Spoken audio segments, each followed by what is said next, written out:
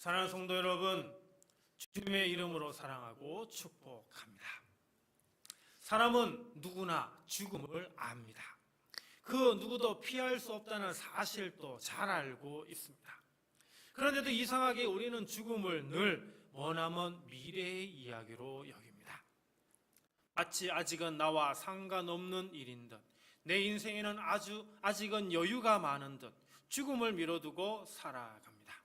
그러나 생각해보면 죽음은 우리가 알고 있는 일 중에 가장 확실하고도 가장 가까운 현실입니다.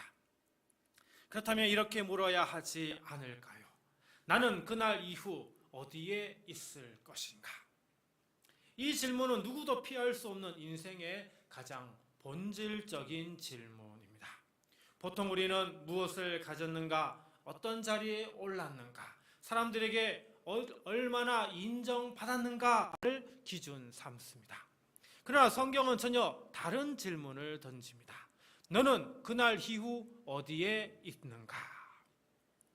이 질문 앞에서 세상의 성공은 아무 의미가 없습니다. 오늘 많은 사람이 지옥은 없다고 말합니다. 어떤 사람은 또 이렇게 말합니다. 하나님은 사랑이시니 결국 모든 사람을 구원하시지 않겠냐고. 10여 년 전 미국에서 유명한 목회자 라벨은 러브 윈즈라고 해서 사랑이 이긴다라는 책을 지었는데요. 이 책에 결국 하나님이 모든 사람을 구원하신다 이렇게 주장을 했습니다.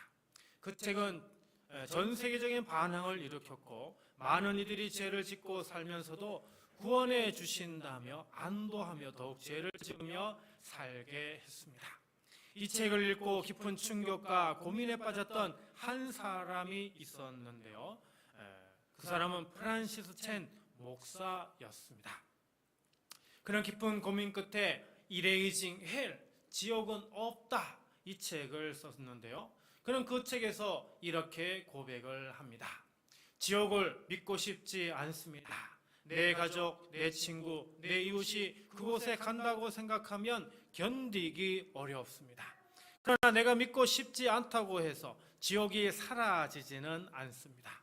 중요한 것은 내가 원하는 진리가 아니라 성경이 말씀하시는 진리입니다. 지금 우리는 어디를 향해 가고 있습니까? 우리가 지금 선택하고 있는 삶의 방향, 가치, 신앙은 과연 죽음 이후에도 의미가 있을까요? 예수님은 오늘 한 부자와 한 가난한 자의 이 이야기를 들려주십니다. 이제 우리 주님의 말씀으로 지혜를 얻고자 합니다.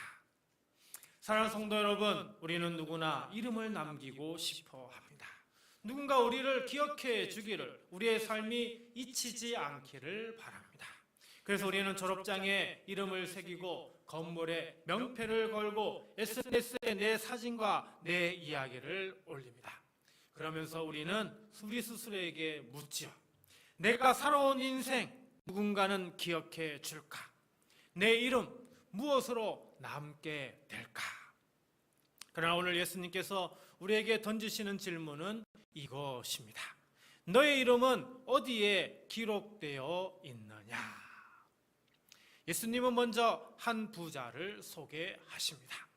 헬라어로 플루시오스, 말 그대로 부유한 사람입니다.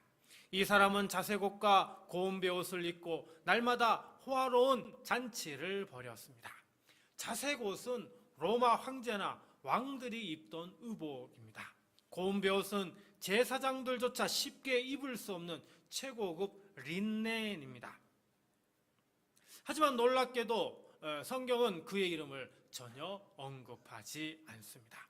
그는 누구인가, 어디서 왔는가, 무엇을 남겼는가, 그 어떤 설명도 하지 않습니다. 이 땅에서는 유명했을지 몰라도 하늘의 책에서는 무명, 이름 없는 자였습니다. 결국 남은 건 단 하나, 부자였다는 사실뿐입니다. 겉으로는 많은 것을 남긴 것 같이 보였지만 실제로 남은 건 아무것도 없었습니다. 반면 그 부자의 대문 앞에는 한 거지가 버려져 있었습니다.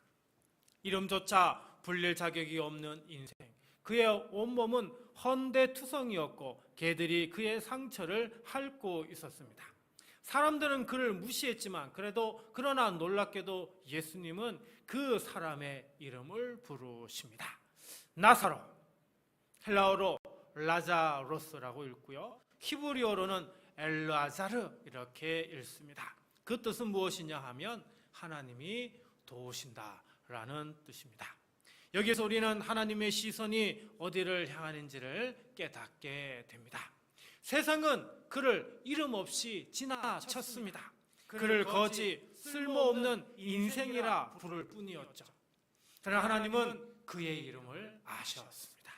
그리고 그 이름을 하나님의 말씀 안에 영원히 새기셨습니다. 이처럼 세상이 기억하는 자와 하나님이 기억하는 자는 분명히 다릅니다. 오늘 우리는 부자와 같은 삶을 동경합니다. 학벌, 스펙, 커리어, 팔로워수, 명성. 하지만 이 모든 것이 하나님의 책에는 한 줄도 기록되지 않을 수 있습니다. 반대로 아무도 주목하지 않은 인생일지라도 고통 속에서도 하나님을 신뢰하고 주님 앞에 무릎 꿇는 자는 하나님의 기억 속에 그리고 생명책 안에 그 이름이 새겨집니다. 성경에서 이름이 기록된다는 것은 기억이 아니라 관계를 뜻합니다.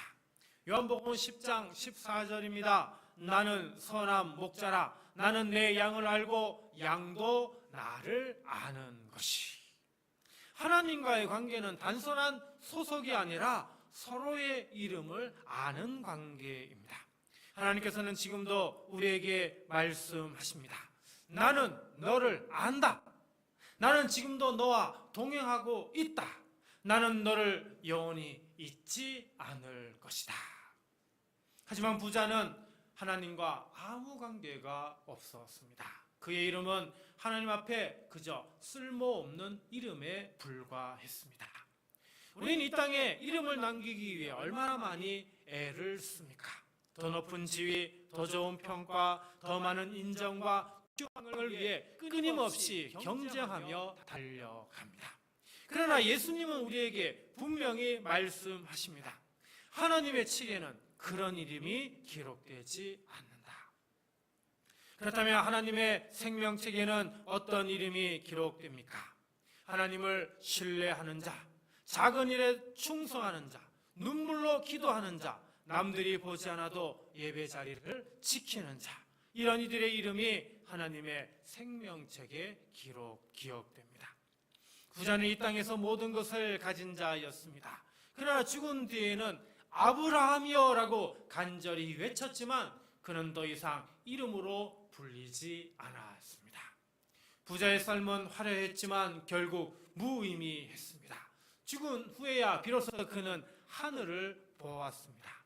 반대로 나사로는 세상에서 외면받았지만 죽은 후에는 아브라함의 품에 안긴 자로 불렸습니다. 이 땅에서 이름이 중요하지 않다는 말이 아닙니다. 그러나 우리가 정말 붙들어야 할 이름은 하나님이 기억하시는 이름입니다. 사랑하는 성도 여러분, 오늘 예수님은 우리에게 물으십니다. 너의 이름은 어디에 기록되길 원하느냐? 세상의 입술에 새기시겠습니까? 아니면 하나님의 생명책에 새기시겠습니까? 세상의 영화는 이름 없는 찰나이지만 하나님의 기억은 이름 있는 영원입니다. 사랑하는 성도 여러분, 사람은 죽음에 대해 말하기를 꺼려합니다. 죽음은 불편한 주제이고 두려운 현실이기에 가급적이면 생각하지 않으려 합니다. 그래서 우리는 마음 한켠에 언젠가라는 막연한 미래 속에 죽음을 미뤄두고 살아갑니다. 하지만 예수님은 오늘 본문을 통해 죽음 이후의 현실이 얼마나 분명하고 얼마나 결정적인지를 우리에게 구체적으로 말씀하십니다. 죽음은 끝이 아닙니다. 죽음은 모든 것을 뒤바꾸는 전환점입니다. 그 이후에는 더 이상 바꿀 수 없는 영혼의 문이 열립니다. 오늘 본문은 두 사람의 죽음을 이야기합니다. 한 사람은 부자였고 그리고 부유하게 살았고 마침내 죽어 장례를 치르게 됩니다. 아마도 그의 장례는 화려하고 성대했을 겁니다. 향기로운 꽃, 줄지은 조문객들, 그리고 잘 꾸며진 묘지, 사람들의 칭송과 추억이 그의 마지막을 감싸 주었을 겁니다. 하지만 성경은 외적인 장례보다 그의 영혼의 상태를 더 중요하게 말합니다. 그의 영혼은 하데스, 즉 음부에서 불꽃 가운데 고통을 당하고 있다고 기록합니다. 겉으로 보기엔 그 모든 것을 가진 인생처럼 보였지만 그의 영혼은 영원한 고통 속에 던져진 상태였습니다. 그 부자는 고통 가운데 간절히 요청합니다. 24절입니다. 불러 이르되 아버지 아브라함이여 나를 긍휼히 여기사 나사로를 보내어 그 손가락 끝에 물을 찍어 내 혀를 서늘하게 하소서. 내가 이 불꽃 가운데서 괴로워하나이다. 절박한 요청입니다. 그러나 대답은 단호한 거절이었습니다.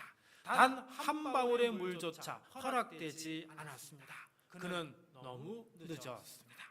이미 심판은 시작되었고 은혜의 시간은 벌써 끝나 있었습니다. 25절에 아브라함 말합니다. 아브라함이 이르되 너는 살았을 때 좋은 것을 받았고 나사로는 고난을 받았으니 이것을 기억하라. 이제 그는 여기서 위로를 받고 너는 괴로움을 받느니라. 이 말씀은 단순한 보상 논리가 아닙니다.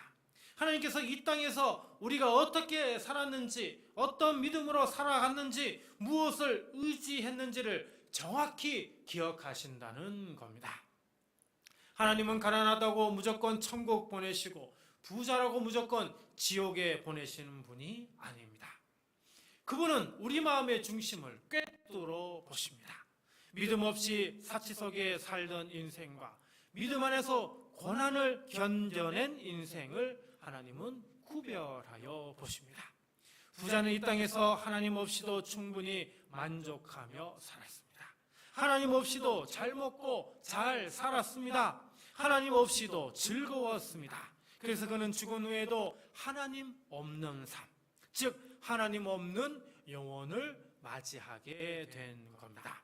아브라함은 26절에 결정적인 말을 전합니다. 그뿐 아니라 너희와 우리 사이에 큰 구렁텅이가 놓여 있어 여기서 너희에게 건너가고자 하되 갈 수 없고 거기서 우리에게 건너올 수도 없게 하였느니라. 이것이 죽음 이후의 진실입니다. 큰 구렁텅이 바로 하스마 메가인데요, 단순한 거리나 어떤 간격을 의미하는 게 아닙니다.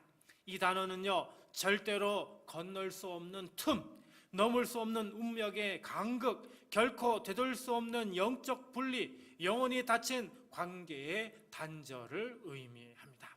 그렇습니다. 죽음은 단절을 의미합니다. 은혜의 시간과 심판의 시간이 나뉘는 영혼의 경계선이 바로 죽음입니다. 사랑하는 성도 여러분, 시험을 다 치른 후에는 답안을 바꿀 수도 없고요, 고칠 수도 없습니다. 시험지가 거치면 그 다음은 채점뿐입니다. 죽음은 시험지가 거치는 순간입니다. 그때는 회개도 순종도 결정도 더 이상 불가능합니다. 죽음은 선택의 마침표이며 믿음의 방향이 완전히 고정되는 시점입니다. 아무리 후회해도 아무리 간절히 원해도 죽음 이후에는 바꿀 수 없습니다. 이미 결정된 영혼을 받아들일 수밖에 없습니다. 많은 사람이 말합니다. 아이들 다 키우고 믿겠습니다. 사업이 안정되면 믿음 생활 잘 하겠습니다. 조금만 더 여유가 생기면 교회에 헌신하겠습니다. 은퇴하고 나면 하나님께 충성하겠습니다. 그런데 중요한 사실은 내일은 우리의 것이 아니라는 겁니다. 히브리서 9장 27절입니다. 한 번 죽는 것은 사람에게 정해진 것이요 그 후에는 심판이 있으리니. 고린도후서 6장 2절입니다. 보라 지금은 은혜 받을 만한 때요 보라 지금은 구원의 날이로다. 하나님은 우리의 내일을 약속하시지 않으십니다. 하나님은 우리의 내일을 보장하지 않으십니다. 그러나 오늘을 우리에게 주셨습니다. 오늘이 바로 구원의 날입니다. 오늘이 바로 회개할 수 있는 절호의 날이며 오늘이 주님께 돌아갈 수 있는 마지막 기회일 수 있습니다. 사랑하는 성도 여러분, 죽음 이후의 인생은 이 땅에서 얼마나 잘 살았느냐로 결정되지 않습니다. 누구를 의지하며 살았느냐로 결정됩니다. 부자는 자기 자신을 의지하며 살았습니다. 나사로는 하나님을 의지하며 살았습니다. 그리고 그 선택이 그들의 영혼을 갈랐습니다.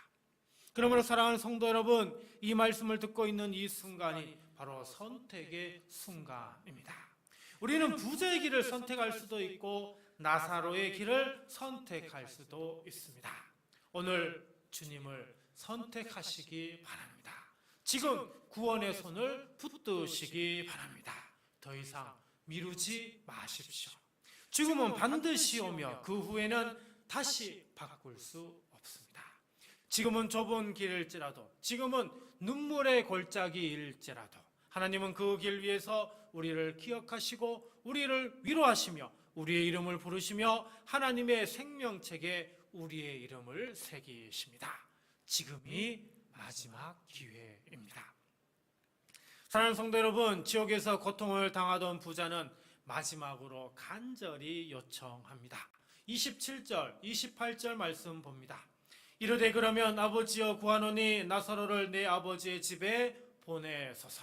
내 형제 5이 있으니 그들에게 증언하게 하여 그들로 이 고통받는 곳에 오지 않게 하소서. 그의 간청은 자신이 이제 아니라 아직 살아있는 가족들을 향한 절박한 요청이었습니다. 그 말은 사실 이렇게 얘기하는 겁니다. 제발 누군가 그들에게 알려주세요. 이 길이 얼마나 두려운지, 죽음 이유가 얼마나 무서운지 지금 돌이켜야 한다고, 지금 회개해야 한다고 말해 주세요. 하지만 안타깝게도 아브라함의 대답은 차갑고도 단호합니다. 29절입니다. 아브라함이 이르되 그들에게 모세와 선지자들이 있으니 그들에게 들을지니라. 아브라함은 이미 있다 이렇게 말합니다. 새로운 기적이 필요한 것이 아니라 이미 주어진 말씀을 듣는 것이 먼저라는 겁니다. 여기에서 반복해서 나오는 단어는 아쿠오라고 하는 단어인데 듣는다 그런 뜻입니다.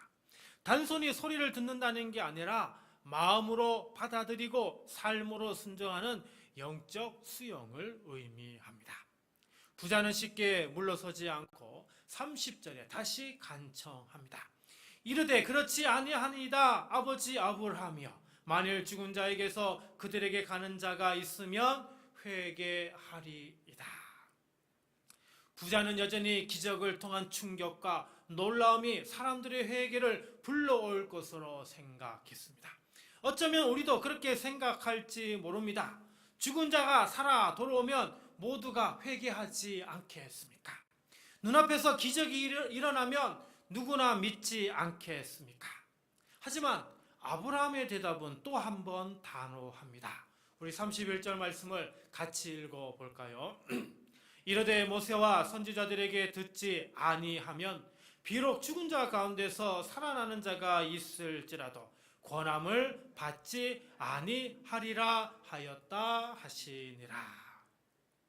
사랑하는 성도 여러분, 이 말씀이 얼마나 두렵고도 엄중한 말씀입니까? 기적은 사람을 감동시킬 수는 있지만 회개시키지는 못합니다. 기적은 사람을 놀라게 할 수는 있지만 마음을 돌이키게 하지는 못합니다. 예수님은 실제로 죽은 자 가운데서 살아나셨습니다. 십자가에 달려 죽으셨고요, 사흘 만에 무덤을 깨뜨리고 부활하셨습니다. 그러나 그 부활의 기적을 눈으로 보고도 바리새인들과 종교 지도자들은 오히려 더 강하게 예수님을 부정했고요, 부활하신 예수님을 죽이려 했습니다. 또 요한복음 11장을 보십시오. 예수님은 이미 죽은 나사로를 무덤에서 불러내셨습니다. 죽은 자가 다시 살아나 걸어 나오는 그 기적 앞에 많은 사람이 놀랐고 감격했습니다. 그런데 그 기적을 본 바리새인들은 어떻게 반응했습니까? 오히려 예수님을 죽일 음모를 꾸미고 심지어 다시 살아난 나사로까지 죽이려 했습니다. 여러분 놀랍지 않습니까? 죽은 자가 살아났는데도 회개하지 않았습니다. 죽은 자가 나왔는데도 하나님께 무릎 꿇지 않았습니다. 왜 그렇습니까? 기적이 부족한 게 아니라 마음이 완악한 겁니다. 기적은 죄를 이기지 못합니다. 기적은 죄책감을 줄 수는 있어도 죄에서 돌아서게 하지는 못합니다. 기적은 두려움을 줄 수는 있어도 믿음을 만들어내지 못합니다. 부자는 생각했습니다. 기적이 일어나면 반드시 믿게 될 거야. 죽은 자가 살아 돌아가서 말하면 내 형제들이 회개할 거야. 많은 사람들이 이렇게 생각합니다. 하지만 예수님은 말씀하십니다. 문제는 기적이 없는 것이 아니라 하나님의 말씀 앞에 귀가 닫혀 있는 것이다. 오늘날도 마찬가지입니다. 사람들은 말합니다. 하나님이 살아계시면 증거를 보여주세요. 기적이 일어나면 믿겠습니다. 하지만 정작 하나님의 말씀이 눈앞에 펼쳐져 있어도 사람들은 외면합니다. 성경은 먼지 쌓인 책으로 전락하고 주일 설교는 귀에 스치이지만 삶에 영향을 주지는 못합니다. 말씀이 약한 것이 아닙니다. 우리의 마음이 굳은 겁니다. 사랑하는 성도 여러분, 말씀은 지금도 살아 있습니다. 히브리서 4장 12절은 말씀합니다. 하나님의 말씀은 살아있고 활력이 있어 좌우에 날선 어떤 검보다도 예리하여 혼과 영과 및 관절과 골수를 찔러 쪼개기까지 하며 또 마음의 생각과 뜻을 판단하나니. 말씀은 살아있는 칼이며 죽은 심령을 깨우는 생명수입니다. 말씀은 진리를 밝혀주는 등불이며 우리의 길을 바르게 인도하는 지도입니다. 기적이 우리를 천국으로 이끄는 것이 아니라 말씀에 순종하는 믿음이 우리를 하나님께로 이끌어 갑니다. 사랑하는 성도 여러분, 부자의 간청은 어쩌면 지금도 지옥에서 들려오는 수많은 영혼의 외침일지도 모릅니다. 누군가 내 가족에게 말해주세요. 지금 회개해야 한다고, 지금 말씀을 들어야 한다고, 이 고통받는 곳에 오지 않게 해주세요. 그 외침에 대한 하나님의 대답은 오늘도 명확합니다. 말씀은 이미 있다. 들을지니라. 프랜시스 첸 목사는 지옥은 없다 이 책에서 이렇게 말합니다. 지옥은 단순히 무서운 장소가 아닙니다. 지옥은 하나님의 임재와 은혜가 전혀 없는 곳입니다. 그리고 그곳으로 향하는 길은 멀리 있지 않습니다. 말씀을 외면하고 지금 회개를 미루는 모든 자가 그 길을 걷고 있습니다. 오늘 우리는 한 부자와 나사로의 이야기를 들었습니다. 부자는 말씀을 무시한 채 영원한 고통에 들어갔습니다. 나사로는 고난 중에도 하나님을 의지하며 결국 아브라함의 품에서 위로를 받았습니다. 사랑하는 성도 여러분, 오늘 말씀에서 가장 중요한 것은 내가 원하는 방식대로 믿는 것이 아니라 하나님의 말씀대로 믿고 사는 것입니다. 기적이 아니라 말씀이 우리를 구원합니다. 오늘 지금 말씀을 들으십시오. 오늘 지금 회개하십시오. 오늘 지금 영혼을 준비하시기 바랍니다. 그래야 할 때 우리 모두가 아브라함의 품 안에서 우리 주님과 함께 영원한 위로와 안식을 누릴 것입니다.